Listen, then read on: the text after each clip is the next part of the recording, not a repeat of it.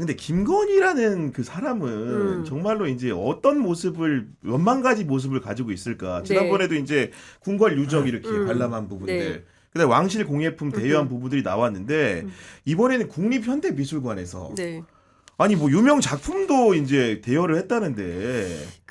이 부분에 대해서 제가 민주당에 제보를 했었어요. 아, 왜냐하면 진짜요? 네, 중대 교수님께서 저한테 궁궐을 그러니까 경회로 사진 보고 그 전부터 이렇게 이우환 화백 등의 미술 작품에 관심이 있는 사람이 국립중앙박물관과 국립현대미술관의 작품, 특히 서울시립미술관에는 천경자 작품과 이우환 작품이 많다는 거예요. 국립중앙박물관도 마찬가지고.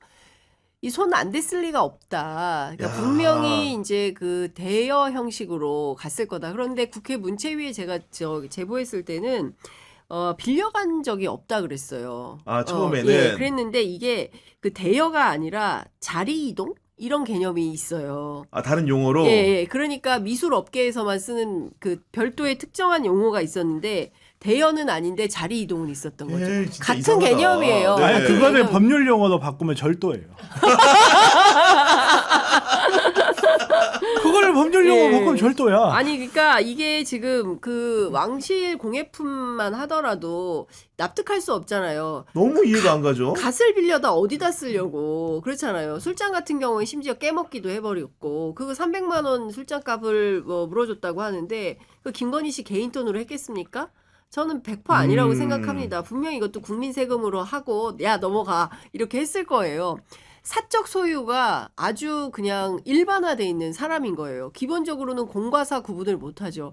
예를 들어서 우리가 학교 다니면서 경회로 사생대회에 나가서 그림을 그렸잖아요. 향원종 경회로 이런 거 맞아요, 보면서 맞아요. 네, 컸잖아요. 우리 갔잖아요. 봄하고 가을에 가서 그렸잖아요.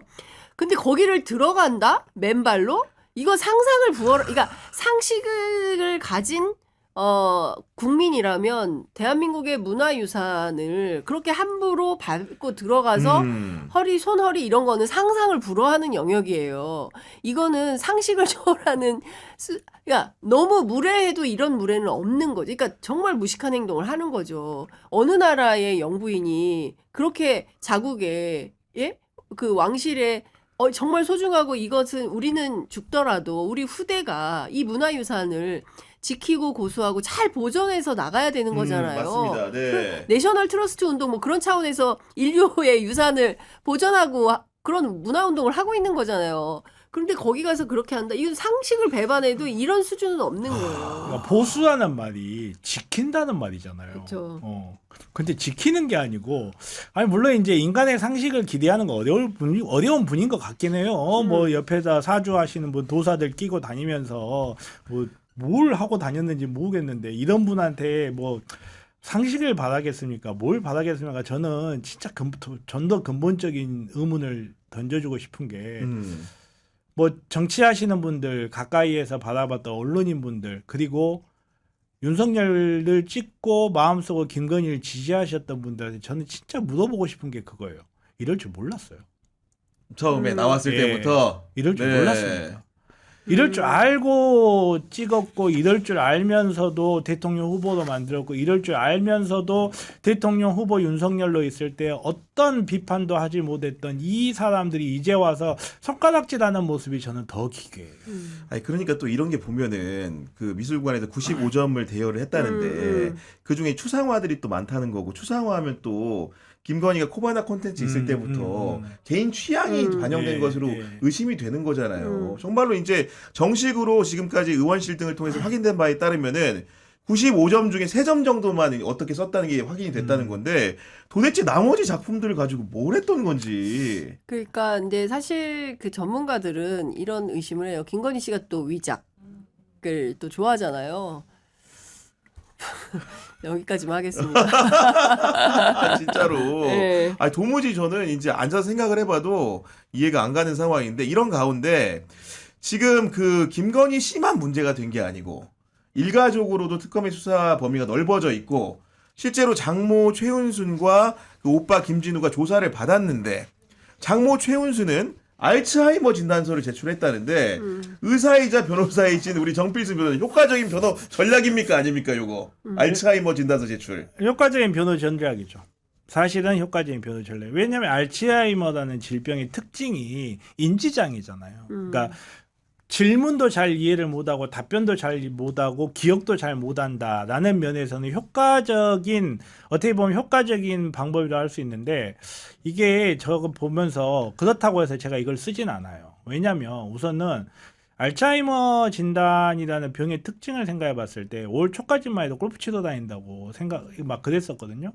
그런 사람이 이제 와서 알츠하이머 진단을 받았다고 해서 인지장애가 그렇게 심각하지 않을 거예요. 경도 인지장애 정도일 텐데 가족분들 중에 알츠하이머를 앓으신 분들이 이렇게 있으시면 병원에 가면 표떼기 하나 줘요. KMMS, INR이라 가지고 표를 다 하나 줘. 그 표에다 체크 해가지고 이 사람 점수가 몇 점이니까 인지장애가 있는 것 같습니다. 이런 식으로 진단을 한단 말이에요. 이게 무슨 뇌 MRI를 찍거나 막 이런 게 아니에요. 그런 판정이 아니고. 네, 그런 게 아니란 말이에요. 그래서 이 사람 기능이 또 쉽게 말해서 너무 손쉽게 조작이 가능하다.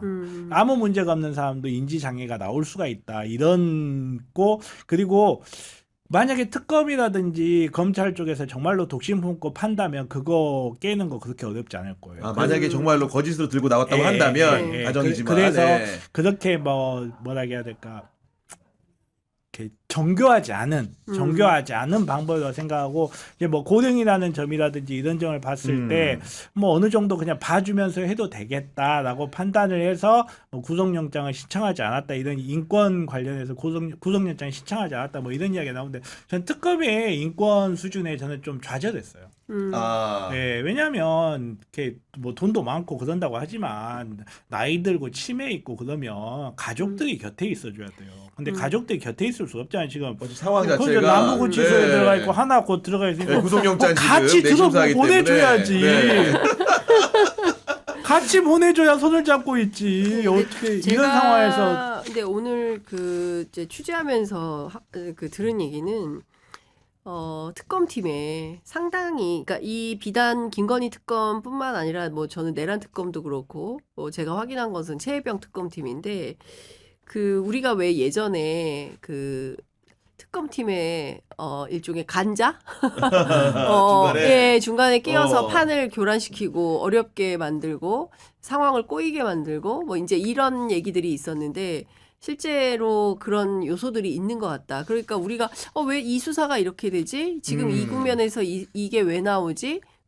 그리고 무더기로 이렇게 했는데 왜 갑자기 무더기로 다 뭐 기각이 되지? 네, 영장이, 기각이 되지? 네. 뭐 왜 갑자기 무더기로 그 영장 청구를 하지? 뭐 이런 등등의 것들이 생각보다는 상당히 어려움이 좀 있는 것 같다. 그러니까 최은순 알츠하이머 이거 그냥 풀어주는 거 뭐 이런 것도 그냥 간단히 봐 넘길 일은 아닌 것 같다라는 생각이 좀 듭니다. 그리고 김진우 씨 같은 경우 혐의가 굉장히 다양한데 뭐 특경가법상의 국고손실, 업무상 횡령, 업무상 배임, 무엇보다 중요한 증거인멸인데 기본적으로 장모 집에서 김건희 씨가 그렇죠. 받은 금품들이 나왔기 때문에 이 부분에 대해서 명확한 소명을 안 했겠죠, 당연히. 그러겠죠. 그러니까 증거인멸 혐의를 적용한 거 아니겠습니까, 변호사님? 뭐 증거인멸에 대해서 뭐 여러 가지 이야기했는데 그 편지 없어진 것부터 시작해가지고 맞습니다. 그런 것도 있고 기억은 잘 누구 그림이었나 기억은 잘 안 나요. 그림 위치가 옮겨진 거 뭐 이런 이야기도 있었고 이런 과정에서 증거인멸의 소지가 분명히 다분히 있고 그리고 아무래도 그 양평군 그 특혜 사건 관련해 가지고 국고손실이나 업무상 횡령 배임은 없을 수가 없는 하나의 세트 같은 거기 때문에 우선은 그냥 앞뒤 다 자르고 구속영장 발부 여부만 따지면 저는 이분은 구속될 거라고. 그렇게 될 것 같다. 김진우 씨. 아니 우리 그 장윤 선배는 좀 어떻게 관측하십니까, 영장에 대해서? 이제 제가 영장에 대해서는 자신 없죠, 요즘. 요새 자신이 없어요. 왜냐하면 당연히 박성재 법무부 장관의 두 번째 영장이 기각된 이후로 뭘 전망하기가 굉장히 난망하다라는 생각이 좀 드는데요. 김진우 씨만 하더라도 당시 금거부기가 이배용의 금거부기하고 함께 있었던 게 경찰 인사 명단이었잖아요. 그렇습니다. 근데 그 경찰에서 그걸 사진만 찍어두고 다시 영장을 받아가지고 와서 그 금고를 열었을 때 그 경찰의 명단은 없었다라는 거예요. 그럼 이걸 누가 치운 거냐? 누군가는 치웠으니까 그 금고에 사라진 거 아닙니까? 이거는 누가 보더라도 증거인멸 아니겠어요? 그러니까 다른 거는 다 떠나서 이런 문제들에 대해서 수사기관이 적극적으로 나서는데 이거 뭐 그냥 영장이 기각된다. 이러면 또 이러면 또 이거 상식을 배반하는 행위라서 그러니까 박성재나 뭐 이런 주요 인물들은 법원 입장에서 자기네들을 지켜주기 위해서 영장을 기각한다지만 제가 봤을 때 이 사람은 지켜줄 이유가 전혀 없기 때문에 잡범입니까? 잡범이라기보다는 잡범은 아닌데 굉장히 중요하긴 한데 네.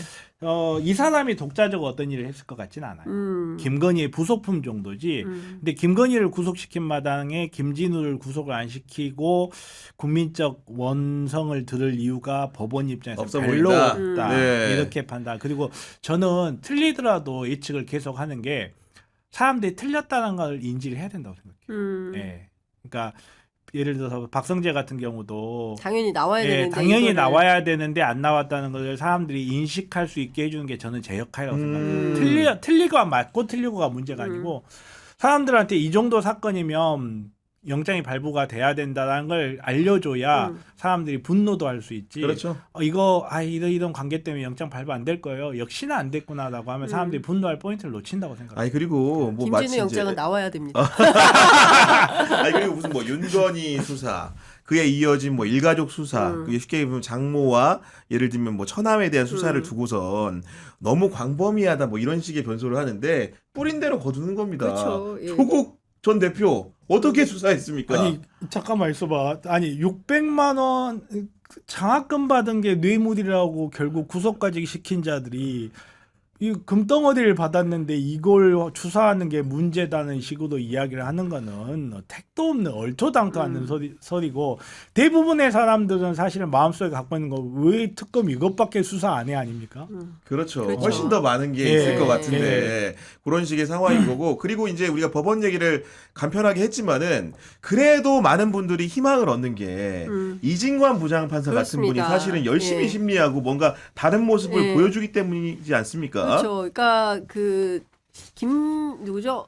변호사님 또 어떤 변호사님 한 분이 지기현 재판부에서 떼내가지고 내란 관련한 전담 재판부를 이진관 재판부로 가자. 그냥 가면 된다. 네, 네. 형사합의 33부로 가자. 이제 이런 그 캠페인을 벌이자고 제안도 하고 그랬던 것 같은데요.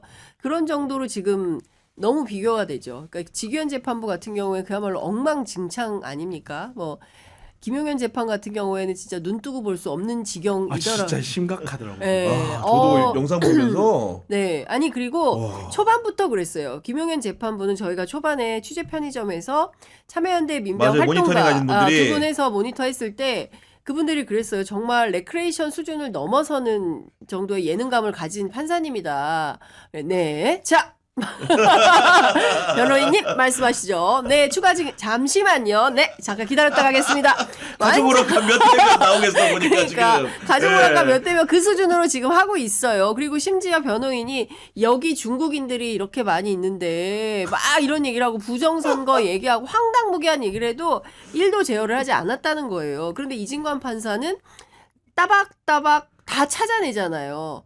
정확하게. 그리고 심지어 이상민 장관 같은 추경호 누굽니까 어제 이제 추경호도 어제 나왔고. 추경호 말고 네.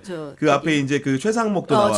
최상목 대행 같은 경우에는 기억이 자기가 유리한 것만 생각이 나잖아요. 맞아. 자기한테 불리한 기억은 기억이 안 나요. 그랬더니 이제 이진관 판사가 묻지 않습니까?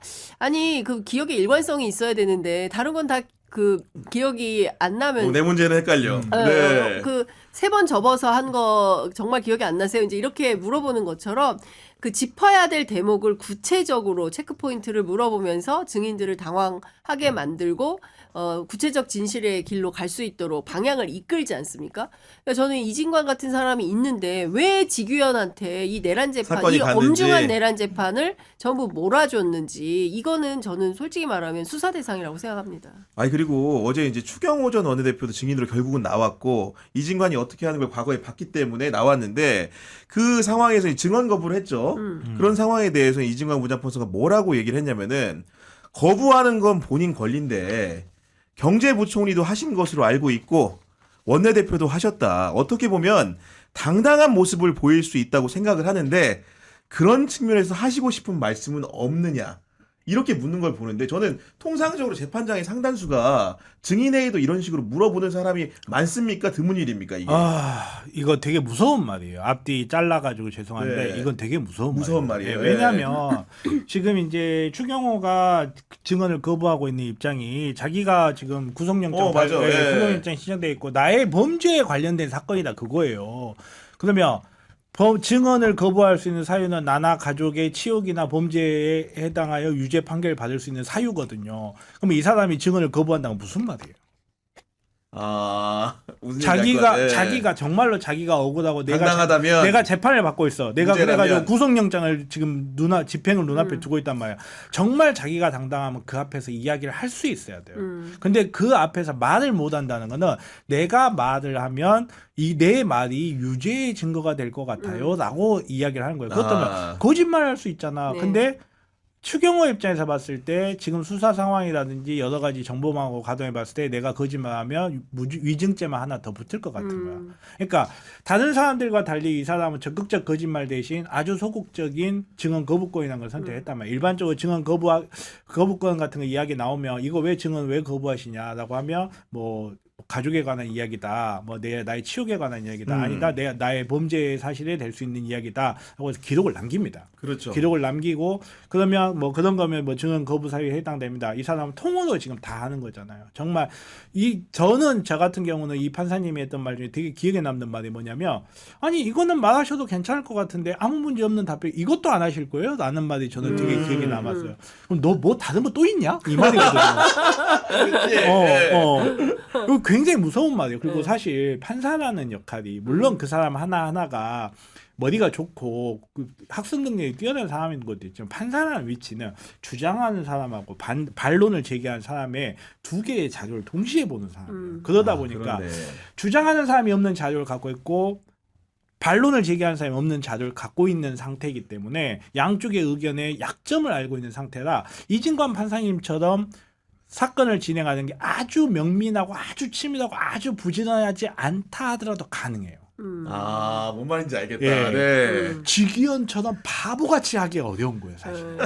그 자리가 그냥 그 자리가 아니 A랑 B랑 싸우는데 A 입장도 들어보고 B 입장도 들어보면 A한테는 야, 네 말에 따르면 이거 말이 안 되잖아 할 수 있는 거고 B한테 가고 야 A 말이 안 되잖아 할 수 있는 게 사실은 중간자의 위치인데 그것도 똑바로 못 한다는 말이거든요. 지규현은. 근데 저는 사실 어제 추경호의 모습을 보면서 어떤 생각이 들었냐면은 아직 이제 영장 심사도 안 했고 기소가 안 됐으니까 사건이 배당되기 전인데 이러다가 추경호 사건 이진관한테 배당되면 어떻게 하지? 이 생각이 들더라고. 그럼 이제 강력한 심증을 가진 판사를 안 만나게 그래도 되는 거죠. 얘기할 기회 줬는데 안 줬어? 그 심 심증을 가진 사람은 사건이 와. 야, 추경호 큰일 났다. 네. 이런 생각 들더라고요. 된통 보니까. 걸렸다라는 생각이 좀 드는데 추경호 영장이 나올 거냐 이것도 사실은 조금 저어되는 측면은 있어요. 그러니까 증거상으로 보면은 내란의 중요임무 종사자에 딱 떨어지는 게 명징한데 영장 전담 판사들이 워낙 기괴한 결정을 막 하고 있어서 어떻게 될지는 좀 조심스럽긴 한데 나와야 된다고 생각합니다. 저는